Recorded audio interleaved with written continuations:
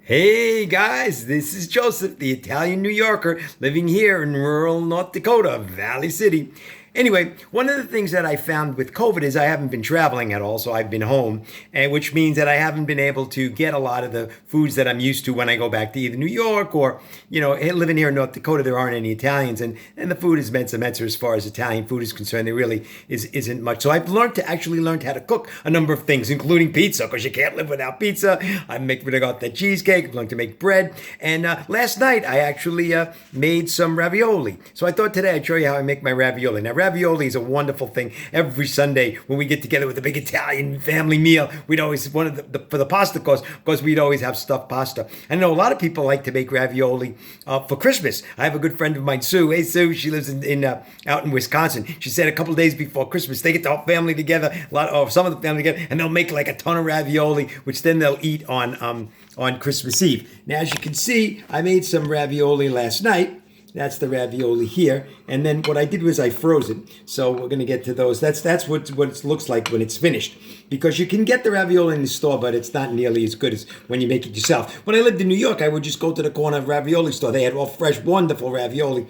But it's hard to get here. And I've made a number of different types. I've made butternut squash ravioli. I've made some eggplant ravioli. You can make everything. You have lobster ravioli. They have meat ravioli. You can make whatever you want.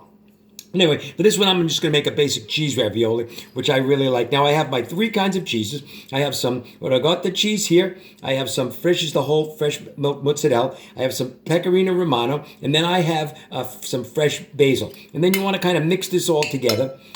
You can use fresh basil. You can use, I'm sorry, this isn't basil, this is parsley. But you can use basil if you want. Sometimes I use basil, but usually I use parsley. And this is going to be our filling. So you're going to want to mix this all up. And then I'm going to add a little bit of, just a little bit of pepper. And you can add salt too if you want, but I don't like to add the salt because you got the pecorino romano. And one of the nice things about the pecorino romano is it's got a lot of salt in it.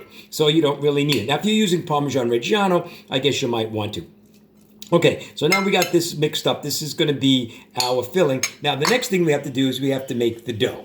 Now, as you can see here, I have the dough and I have an egg. So we're going to make the dough. Now, usually what I do is I use 1 egg per cup of flour. So I'm going to just use 1 cup. I'm just going to make a few ravioli. I made about like almost 35 of them yesterday.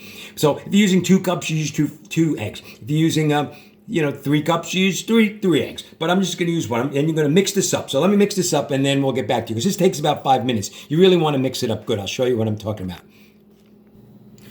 Okay, here we go. Now you can see I got the dough mixed really well. I added about a quarter of a cup of water. You're going to need some water too, because the 1 egg isn't going to be enough. So I add a little bit of egg and a little bit of water, and we mix it up really well. Now the next thing you want to do is we have to flatten this out. Now, if you have a pasta machine, you can run it through the machine, and that'll thin it out. But I got one of these, baby.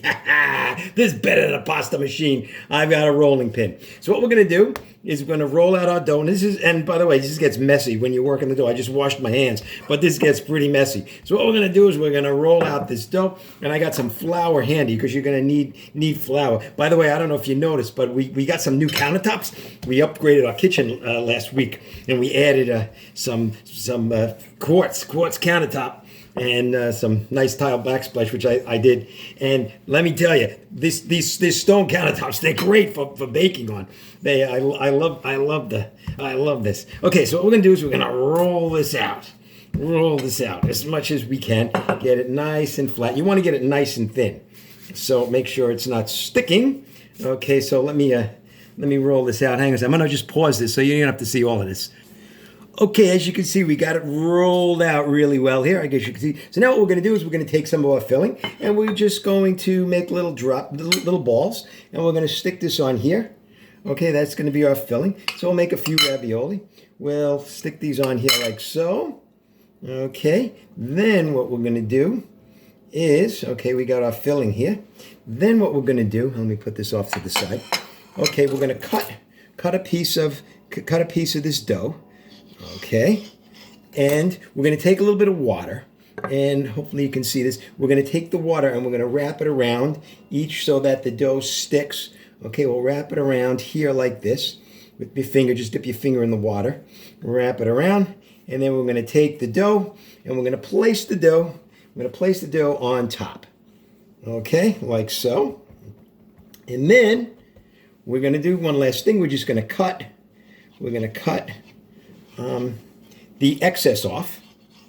Okay, like so. And I'll just do one. Cut the excess off here like this, like so. And then we'll use this dough again to make more. We'll stretch it out again. And we'll cut off here. And then we're going to cut off the ravioli. Cut them in 4, like so. 2, 3, 4.